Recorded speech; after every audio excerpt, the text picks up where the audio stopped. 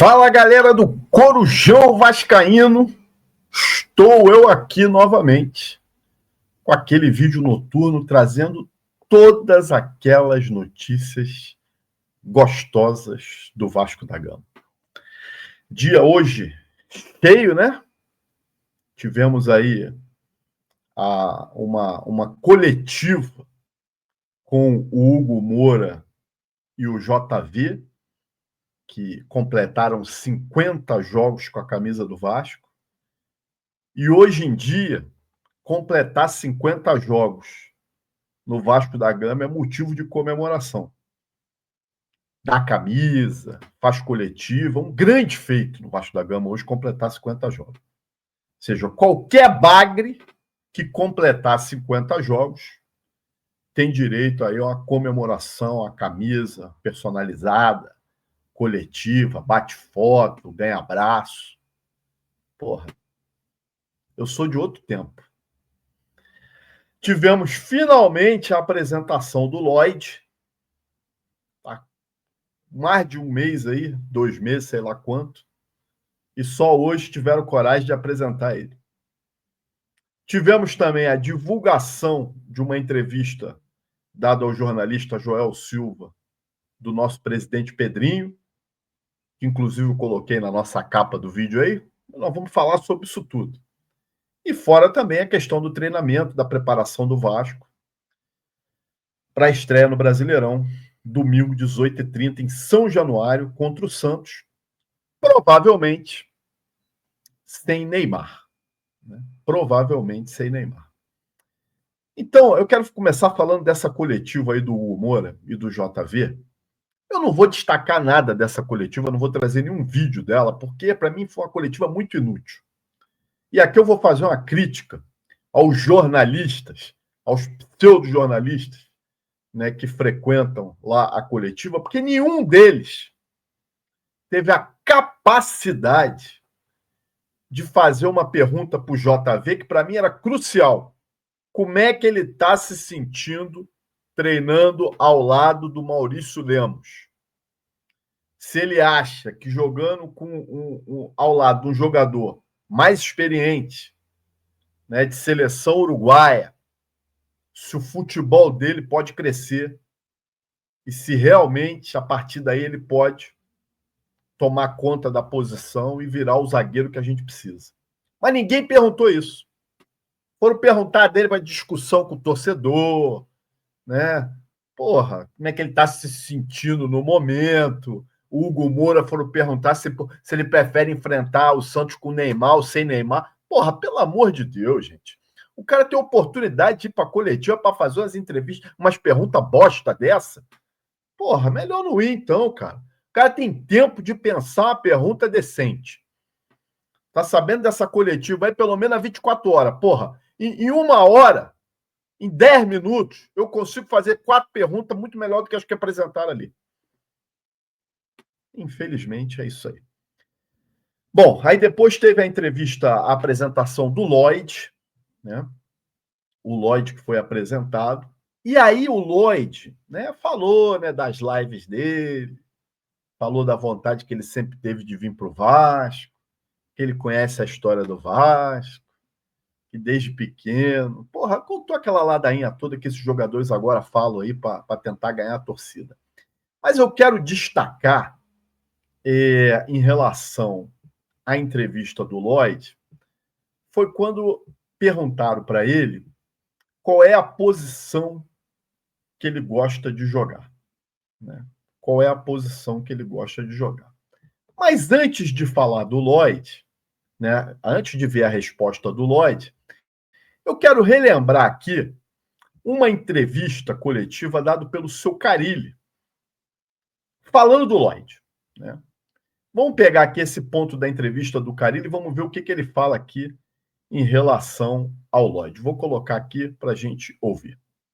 Assim, na Turquia, a primeira parte ele fez pelo lado direito, a parte final agora ele fez pelo lado esquerdo. E é o lado esquerdo que ele se sente melhor. Tá? Claro que a gente viu ele jogando pelos dois lados, né? Ele joga pela direita também, mas ele prefere jogar pelo lado esquerdo. Mas é bom que tem um jogador que é rápido, que tem 1 contra 1, que pode jogar dos dois lados, que pode me trazer mais alternativas aí durante o jogo, ou iniciando e mudando durante o jogo de lado. É importante isso, não ser preso só a uma posição, mas ele prefere a esquerda. Então tá aí. O Carille falando, né, na entrevista aí que ele deu, não lembro, acho que foi o final de algum jogo, não sei se foi contra a Mulabada, ele deu essa declaração aí, falando que o Lloyd prefere jogar pela esquerda, né? Aí a gente teve a apresentação do Lloyd hoje.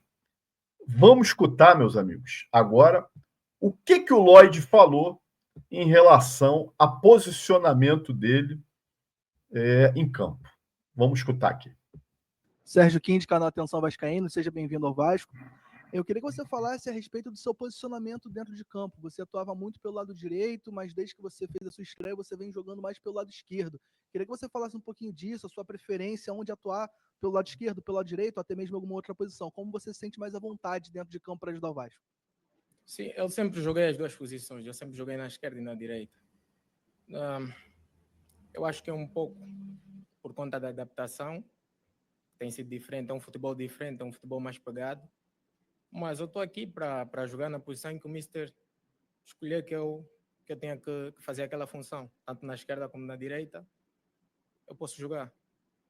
Eu acho que isso não é um fator que faça eu dizer que os poucos minutos que eu tive, se eu joguei mal ou bem, é por conta disso, da posição, não. Não é. Muito bem. Então tá claro aí na entrevista do Lloyd que ele joga pelas duas faixas de campo, pelos dois lados de campo.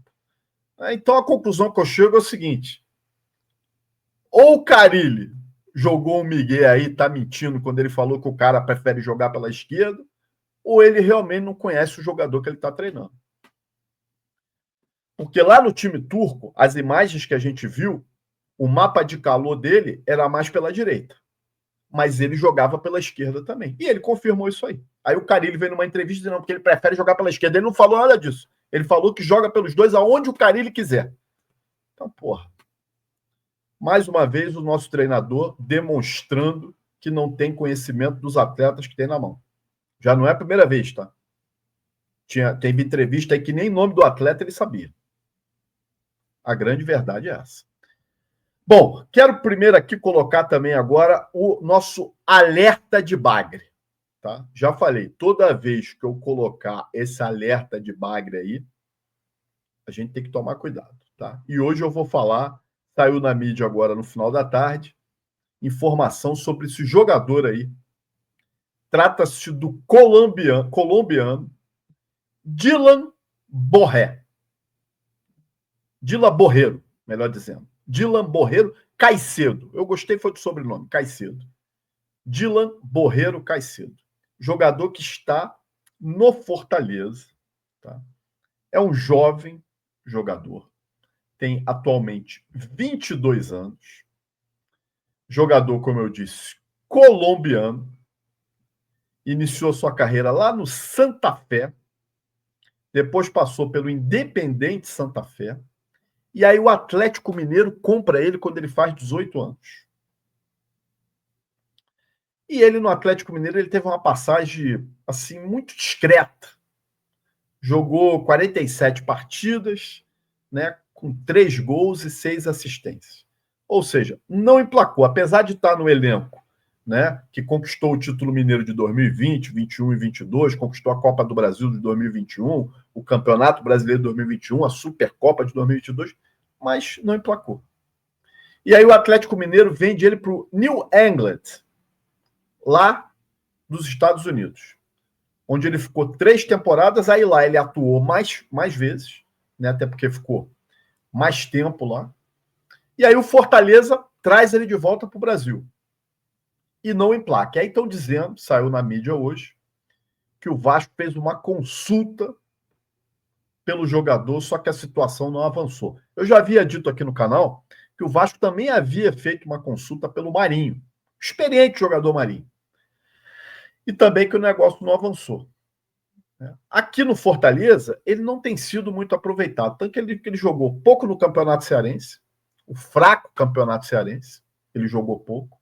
Copa do Nordeste, atuou apenas em um jogo, né, e que o Fortaleza não faria dificuldades para liberar o jogador. Agora, é mais um bagre, mais uma aposta, que se o Vasco insistisse, viria aí. E um colombiano, ou seja, o Vasco agora está num tesão para trazer colombiano, que Deus me livre. Não dá para entender certas coisas. Bom, eu já falei aqui, inclusive falei no vídeo de ontem, que nessa janela interna aí, eu acho muito difícil surgir alguma coisa. Estão dizendo aí que o Vasco vai se preparar para a janela do meio do ano. Né? Que aí sim, como eu já falei aqui, o Vasco é o time do futuro. Né? É sempre a próxima janela, é o próximo campeonato, é o próximo ano e não chega nunca. Né? O Vasco é o time das promessas não cumpridas. Só que tem gente que acha que tá bom. Inclusive o nosso presidente Pedrinho, que está na capa do nosso vídeo hoje, se autoelogiando, dizendo que a gestão tem sido boa. E aí eu gostaria muito, meus amigos, que vocês participassem desse vídeo, colocando os comentários aí, me dizendo o que vocês têm achado da gestão do Pedrinho. Vocês concordam que a gestão do presidente Pedrinho tem sido boa? E ele, mais uma vez, foi aí para uma entrevista com o Joel Silva para fazer aquela choradeira dele. Reclamou, né, dos canais de YouTube. Ele gosta de falar do pessoal do YouTube. Que surgiu agora mais de 500 mil páginas, tudo criticando ele. Pediu união, que os canais do YouTube deveriam se unir. Né? Mas essa gestão, ela não faz movimento nenhum para a união do clube. Pelo contrário, a partir do momento que ela mal se comunica com o seu torcedor, que ela não se importa de manter um contato direto com o torcedor e não um contato sazonal, como ele tem feito, e a sua diretoria. O maior exemplo hoje foi o Marcelo Santana na hora de apresentar os atletas aí na comemoração aí dos 50 jogos do Hugo Moura e do JV e de apresentação do Lloyd. Ele falou ali e ele quer sair correndo da entrevista. Repara só, ele não ia nem bater foto com o Hugo Moura e com o JV, os caras que puxaram ele. Ele tem medo das perguntas. Então o presidente Pedrinho está indo nesse caminho aí. E falou mais. Tá? Falou mais. E aí depois não quer que eu critique. Falou que o time do Vasco hoje é top 8 entre o Campeonato Brasileiro. Entre os times da Série A, o Vasco está entre os 8. É outra coisa que eu queria ouvir os comentários, queria ler os comentários de vocês desse vídeo. Eu coloquei aqui para mim, vou trazer aqui, quais são os times que eu acho que em matéria de elenco estão na frente do Vasco, e aí vocês também vão poder concordar ou discordar comigo. Para mim, ó, à frente do Vasco como elenco. Elenco. Não estou falando do momento do time, mas elenco. O Palmeiras, sem dúvida, tem um elenco muito melhor do que o nosso. O Corinthians, sem dúvida, tem um elenco melhor do que o nosso. Ou alguém discorda? O São Paulo se qualificou. Oscar, tem o Lucas Moura, tem o Calheri, tem uma boa zaga, tem um elenco melhor do que o nosso. Mulambada, porra, não dá para falar. Botafogo, perdeu os jogadores, mas está se remontando. Mesmo com os que ficaram lá, já tem um elenco melhor do que o nosso e está voltando a se reforçar. Fluminense, esse talvez traga um pouco de polêmica. Na minha visão, tem um elenco melhor do que o nosso. Tem um elenco melhor do que o nosso. Não é à toa que chegou na final do campeonato. Atlético Mineiro, sem dúvida, um melhor elenco do que o nosso. Internacional, sem dúvida, um melhor elenco que o nosso. Então, só aí eu relacionei 8 times que, na minha visão, tem um elenco melhor do que o nosso. E aí eu trouxe mais 4 times, que aí é discutível. Bahia, Fortaleza, Cruzeiro e Grêmio. Que, na minha visão, são elencos equivalentes ao nosso. Tem gente que vai discordar, fala, pô, tipo, o Fortaleza não tem um elenco melhor do que o nosso. Mas é pior do que o nosso. Não é melhor, mas é pior do que o nosso. É no mínimo igual. O Bahia, para mim, é no mínimo um elenco igual. O Cruzeiro, a mesma coisa. O Grêmio, a mesma coisa. O Grêmio está se reforçando. Eu acho que se bobear, o Grêmio hoje é um pouquinho melhor do que o nosso. Então eu quero que vocês coloquem nos comentários do vídeo aí, o que vocês acham disso. Né? Então, se a gente for levar em consideração os 8 que tem aqui, né, o Vasco estaria entre os 9. Se a gente pegar mais esses 4 que tem aí, o Vasco está ali entre o 11º elenco, né, e não entre os 8 que o presidente Pedrinho falou. Um outro ponto da entrevista que ele diz é em relação, né, às conquistas que o Vasco teve no ano passado. Ou seja, se classificou para uma Copa Sul-Americana, que ele achou fantástico, só que ele esquece de dizer que até o 14º colocado se classifica para a Copa Sul-Americana. Então, ou seja, nós terminamos, acho que ano passado foi em 10º, né? Então, se eu ficasse em 14º, eu estaria classificado para a Copa Sul-Americana. Isso é fantástico. Falou da semifinal da Copa do Brasil. Foi um grande feito. Se a gente for parar para pensar os adversários que nós pegamos na caminhada até chegar à semifinal, no meu modo de ver, o adversário mais difícil foi o Fortaleza. E a gente passou pelo Atlético Goianiense numa dificuldade tremenda, pelo Água Santa nos pênaltis, né? Quase fomos desclassificados pelo Atlético Paranaense, que já estava numa draga danada e não à toa foi rebaixado. E aí poderia até ter passado pelo Atlético Mineiro, se a gente tivesse um time um pouco mais qualificado. Então, sinceramente, eu acho que em relação à Copa do Brasil, nós demos mais sorte do que competência. Mas o presidente Pedrinho acha que a gestão tem sido boa. Eu, sinceramente, não estou aqui para fazer críticas por críticas. Mas sempre que eu achar que eu devo criticar, eu vou criticar. Quando eu achar que o presidente Pedrinho fez algo que mereça ser elogiado, eu serei o primeiro a vir aqui e elogiar, como eu elogiei quando ele tirou a 777 do comando do Vasco. Agora, da tirada da 777 até agora, eu não vejo nada ou muito pouco para ser elogiado. Essa é a minha visão, né?